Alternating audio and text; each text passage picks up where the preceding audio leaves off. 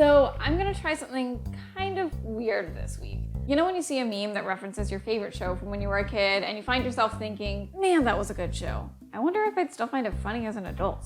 Well, this week I'm gonna test that with my own favorite childhood show, The Sweet Life of Zack and Cody. For the unacquainted, The Sweet Life of Zack and Cody was a Disney Channel show that ran from 2005 to 2008. It focuses on twin boys who live at the Tipton Hotel, where their mom works as a lounge singer. In short, Zack's the older, cooler, more outgoing one, and Cody's a smarter, more mature overachiever. Other notable characters include Mr. Tipton's daughter London, a shopaholic who's not the brightest bulb in the box. So what's your favorite class? Upper. Maddie, the hotel's candy counter girl, who's smart, hardworking, and the object of Zack's undying affection.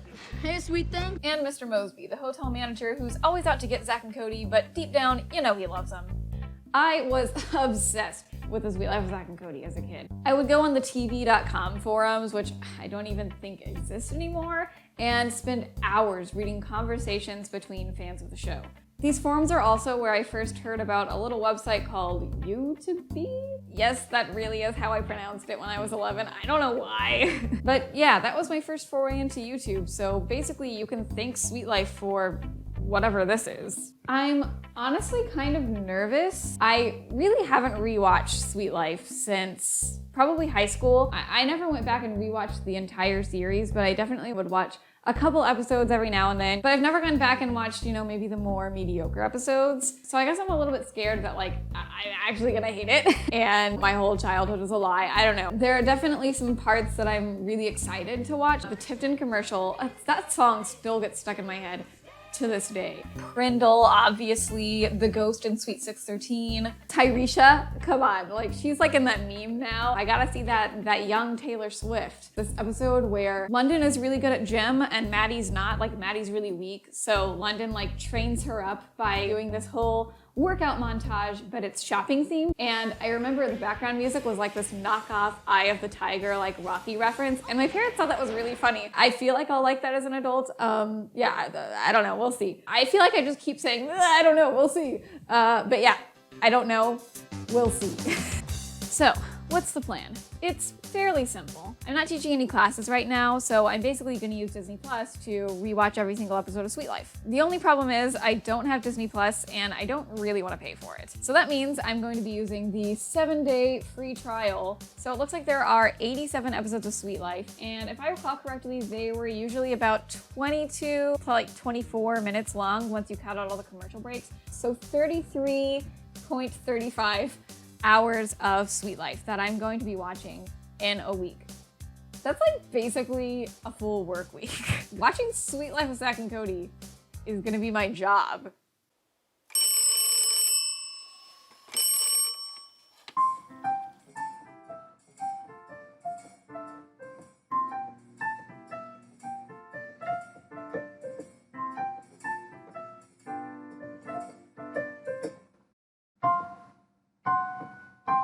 Maybe have a good day at work.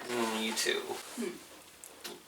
Hey, it's kind of exhausting to just watch the same show for 7 hours, but I watched 16 episodes. The second episode, the fairest of them all, was as wonderful as I remembered. I gave each episode a score out of 10, and this one got a 9. I really loved the plot of that one. It's like twin antics at its finest. You remember my brother Cody?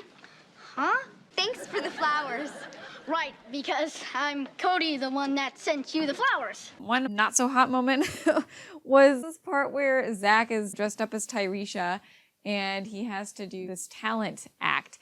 And what he does is he skateboards. But Dylan Sprouse is 4 feet tall at this point, and the stunt double they have for him is 6 feet tall. I'm you couldn't find a shorter skateboarder because it just looked really bad. But otherwise, that episode was flawless. That one was really fun. Episode 8 is really cute. It's the one where Maddie has their prom and Zack thinks that Maddie's gonna ask him. It's very obvious that Maddie feels like what she's saying is innocuous and she's just haha, I'm just having fun with this little kid, just flirting with a kid, because she's a 15-year-old girl and she likes getting attention. But it really does hurt his feelings, and I'm oh, Zack.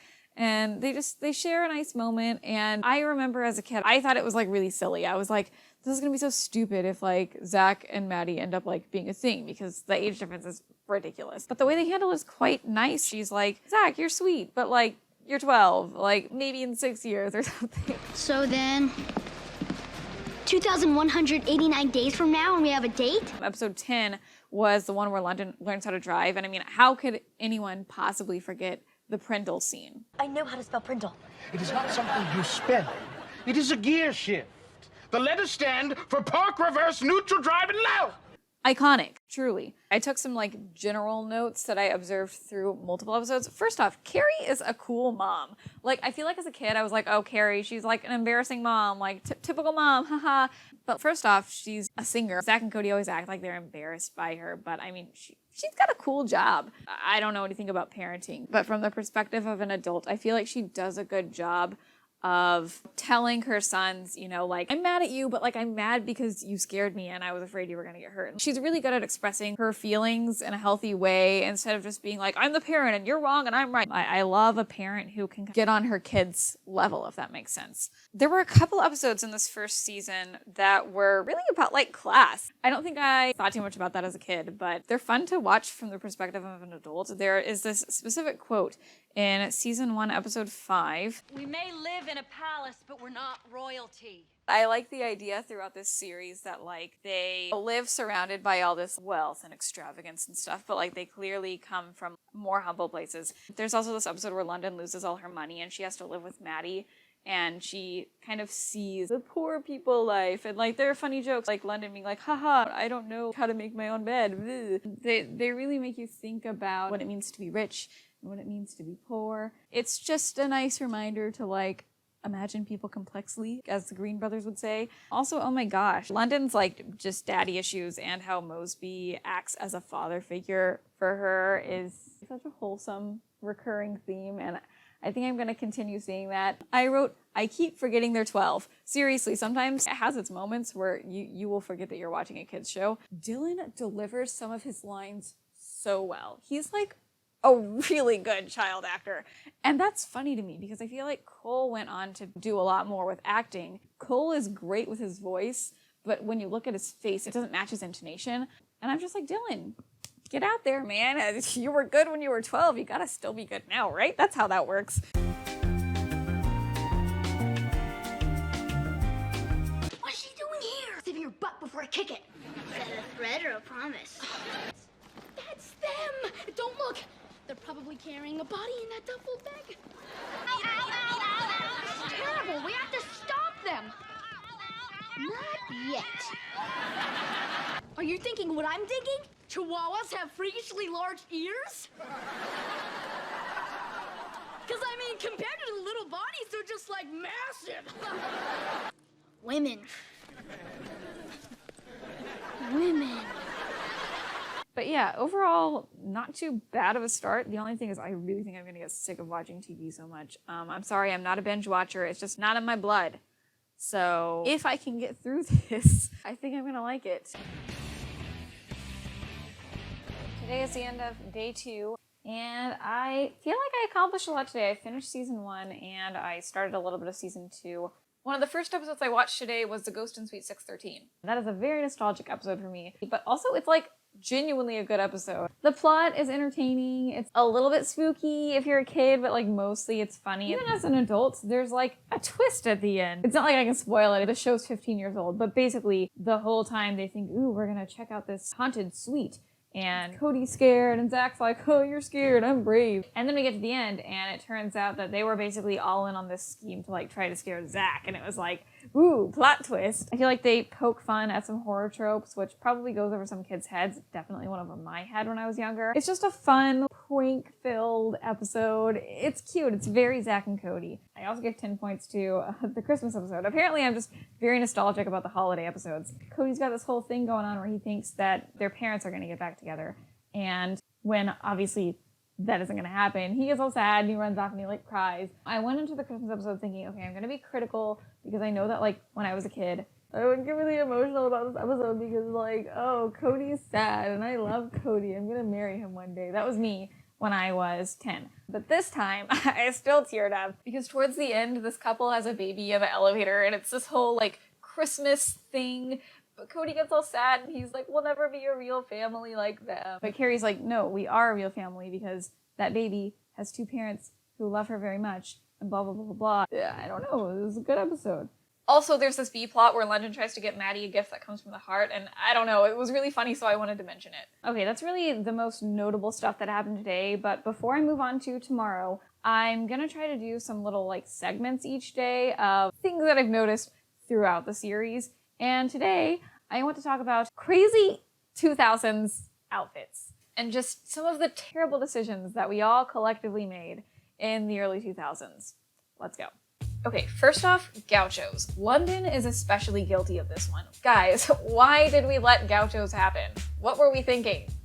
Also, whatever Maddie's doing with her hair at, like, any given moment, belts on top of shirts. Carrie, please stop. London's also got this sequin purse backpack thing in one episode. Remember those? I always wanted one of those. Definitely not tacky at all. This getup that Zack wears pretty much combines every single thing that was cool for a guy in 2006.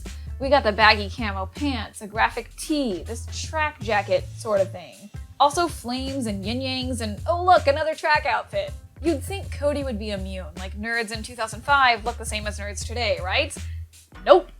Polos with giant logos. Oh, and lastly, pink and orange as a color combination? It should be illegal to combine colors this bright. Good night. Early 2000s fashion was just so loud. Today was not a very successful Sweet Life day. I just feel like season 2 is not as strong as season 1. They're not as iconic. I wasn't like excited about anything that I was watching today. Each episode I think had like one joke that made me laugh. Here are a few of those. We need to cut it off! Hurry! I can't! Mom said not to run with scissors! A campaign should be centered around ideas. That's how you get votes. No, it isn't. You get votes the same way you get shoes. You buy them. Boys, do you know there's a horse in the living room? No, but if you hum a few bars, I'll give it a shot. Later in the day, I don't know if I was just like, and a fresh reminder if the episodes were actually better. Suddenly I started giving out like 4s. I even gave one episode 10 points. The one where London and Maddie are both celebrating their Sweet 16.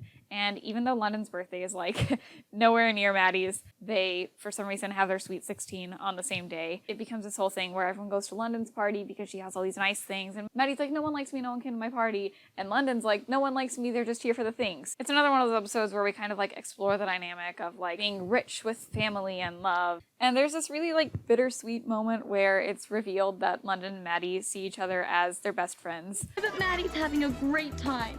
I wouldn't be so sure. I bet she expected her best friends to be there.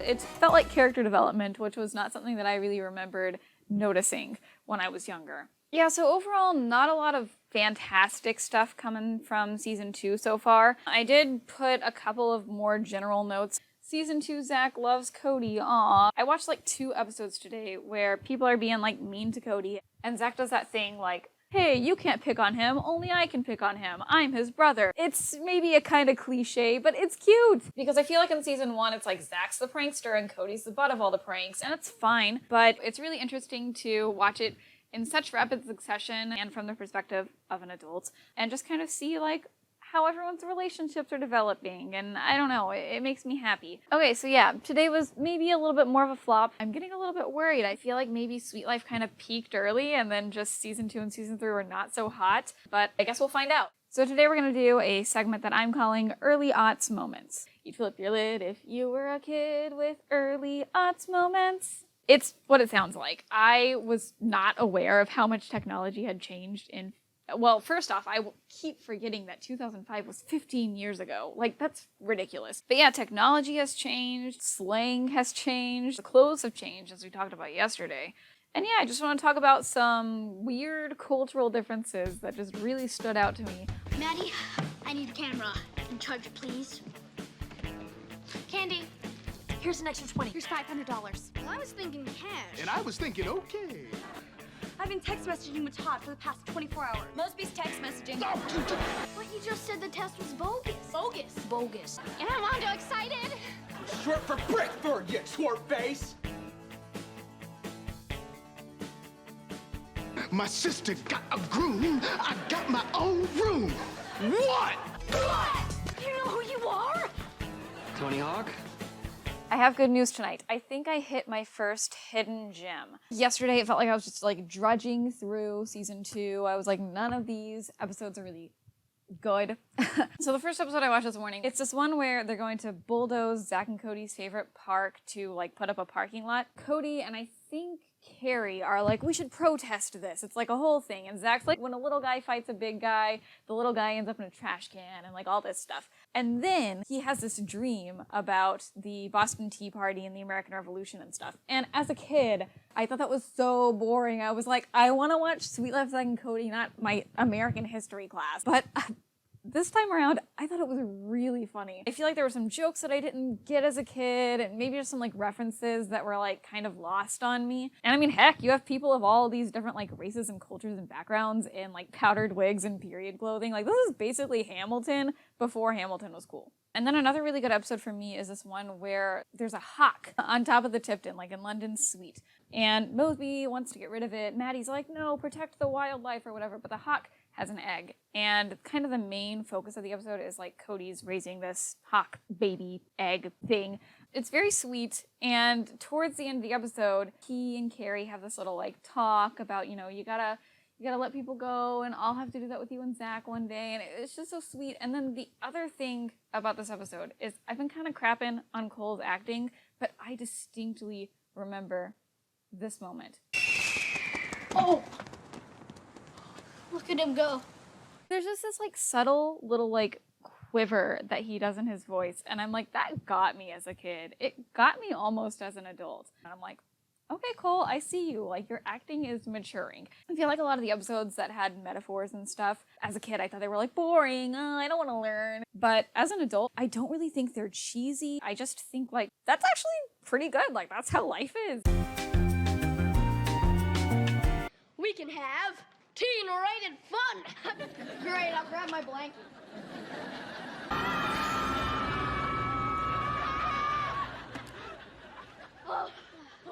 Sorry. My cramp. Now I've ruined my life by dumping Barbara. I have nothing.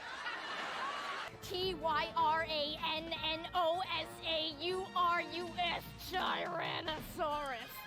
I also wrote because I've noticed this trend. Zack is literally so supportive. Cody's just jealous all the time. Every time something good happens to Zack, you get like this close-up of Cody being angry. Maybe, you know, again, it's like them growing up and he's like, I'm not the perfect one anymore. Zack's good at things. Wah. But every time Cody is successful at something, Zack is just like, aw, good job, man. And I'm like, can we all just be a little bit more like Zack Martin? Come on, say it with me. Cody, Cody, Cody. So for tonight's like special segment, I'm gonna do what I think a lot of people look for when they go back and watch old kids shows, and that is jokes that I didn't get as a kid, / jokes that like literally made my jaw drop because I'm like, did they just say that on this TVY show? They're waiting for Bobby Carrillo, center fielder for the Sox, and Ursula, the lingerie model. Dude, he's the best player ever. And she's real good at what she does. I graduated? Oh, yay me! You must be part of the No Heiress Left Behind program. Well, I'm the bottom half of a horse. My head's home with the head cold. So now I'm just a horse is never mind. It's time to strip and make the bed. Okay, that's what poor people do. Whoa there, big girl. You look for the pot of gold at the end of the rainbow. I'm not Irish, and you're not getting lucky. Who you calling stringy-haired, you scaly-skinned freak? Mm-hmm. At least my seashells aren't fake. Oh, no, that's cold. Zack, keep London in the back. Great, I'll go grab my snorkel. Nice try, Dorkle. I feel like I didn't like do a lot of sweet liking today. I started this morning with an episode that I remembered fondly. It's a whole episode about eating healthy. One thing that's going on is like Cody's trying to help the hotel's chef lose weight, and that's handled kind of weirdly, and there are definitely some jokes at like the expense of fat people, and I thought that was kind of strange. I feel like that didn't age super well, but the part that I was really looking forward to was this B-plot where London and Maddie are in this fashion show thing, and a woman basically tells Maddie she's too skinny and London that she has a big butt. And it turns into this whole, like, body image thing. I feel like it was done really well. It was this part where Mosby's like, you are two beautiful young ladies. And they're like, oh, thank you, Mr. Mosby. And then he leaves and they're like, screw you. We're gonna keep doing what we're doing. I'm gonna eat chocolate and you're gonna run around or whatever. And I'm like, that is what happens, you know? Like, it doesn't matter what people tell you. It's about that one person who told you that you look bad and what you keep telling yourself. But the part that I really liked is towards the end of the episode, London and Maddie have this conversation. Next time one of your snarky friends makes a comment, let's remind each other that we're perfect the way we are. Okay? Deal. And I feel like that was a good point. We kind of do this thing where we're like, ooh, eating disorders, or like any sort of mental disorder. We're like, ooh, don't talk about it. It's weird. So the fact that they're encouraging the audience to actually talk about that stuff is really refreshing. And then I got to season 3, and season 3 actually started off with an episode that I really liked. It was episode 2 of season 3. Zack's in summer school because he failed English class. Zack is basically like the nerd of summer school because everything they're doing in summer school is like really easy, and he's just like, I have basic common sense. He is like getting bullied by the other people in summer school. It's like sad, but it's also funny because Zack is a nerd? What? It's different from normal. Hilarious. That's basically the whole plot of the episode, but there was this like really beautiful moment at the end where basically they're interpreting The Road Not Taken by Robert Frost. And Zack dissects the poem, and it's also a metaphor for, I don't care if all you guys want to keep doing summer school, I'm gonna get an A in summer school, and then I'm gonna move on, and I'm gonna go to high school, and it's gonna be awesome. And I'm like, aw, Zack. I don't know, it made me happy. So tonight's segment is gonna be called Captions. I'm the kind of person who watches shows with captions turned on. And I believe it says that the captions are provided by like ABC or something. So, you know, I'm not trying to blame Disney too much here, but like, there are some really weird moments with the captions. He jumped up on the bed. Hey! Monster dog! Owen? Heads up! You cool with let it tip? Also, at the beginning of the Jesse McCartney episode, the captions are in Danish? ? And take your matching duffel friend with you. And then like 10 lines in, it just goes back to English, and you're just like, what just happened? But the most important captioning error that I want to discuss is every time anyone says Zack. Zack! Zack! Zack! I mean, look at this. His name is spelled at the end of every intro sequence. It's Z-A-C-K. How do you spell it wrong? Hi, it's me from the future. I was watching season 3 today, and oh my goodness, the captions called Zack Cody twice.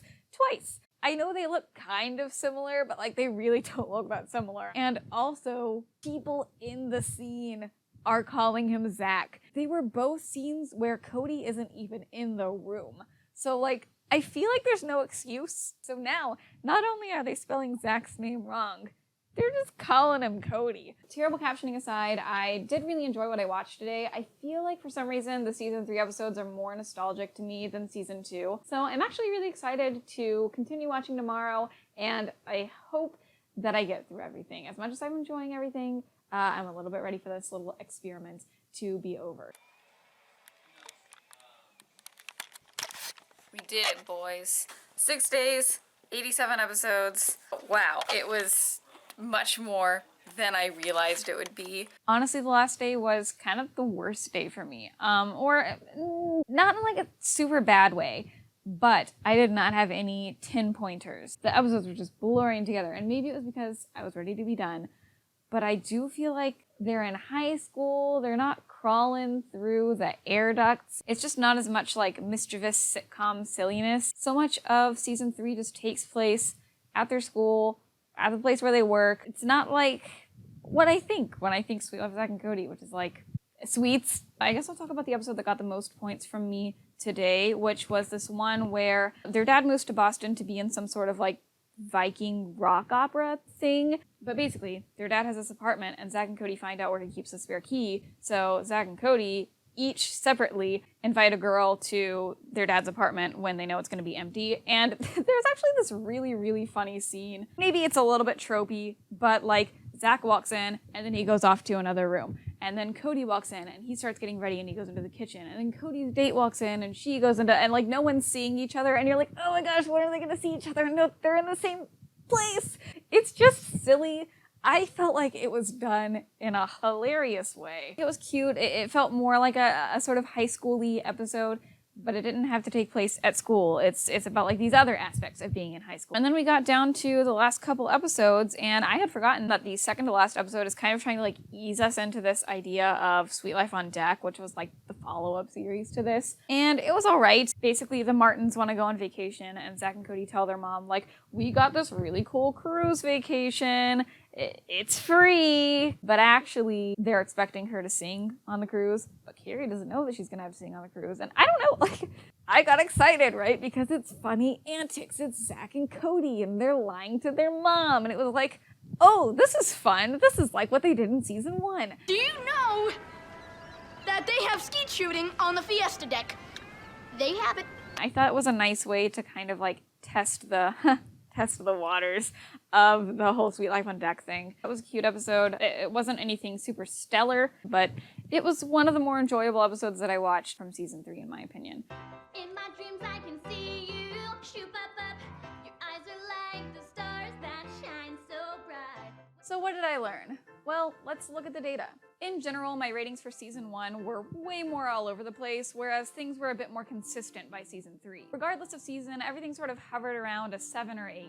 So overall, everything was pretty alright. Better than I expected, in fact. But honestly, I had the most fun with season 1. Sure, the rough episodes were really rough, but the good ones were super hilarious and entertaining. And there's just something about the vibe of sitcoms. I feel like episodic sitcoms are kind of out of style in 2020, so the formula itself feels nostalgic. It was also super fun to go back and see Dylan and Cole so close to the beginning of their careers. Of course, they're wonderful from episode 1, but it's really cool to see how they level up their acting and comedic timing by the series finale. Honestly, everyone in this show is great. I'd be super down to see more Brenda Song or Ashley Tisdale in TV shows or movies or whatever. And at this point, I don't feel like it's just a nostalgia saying all these positive things. I actually believe them. I've decided that Sweet Life is not just a kid's show, it's a show about being a kid. And if you feel like it's cringy to go back and relive the joys of childhood, well, you've become a Mosby. I'm sorry, but it's true. So would I recommend rewatching Sweet Life? Heck yeah! It's cute, funny, the perfect level of cheesy, and genuinely entertaining. Would I recommend doing it all in 6 days? No.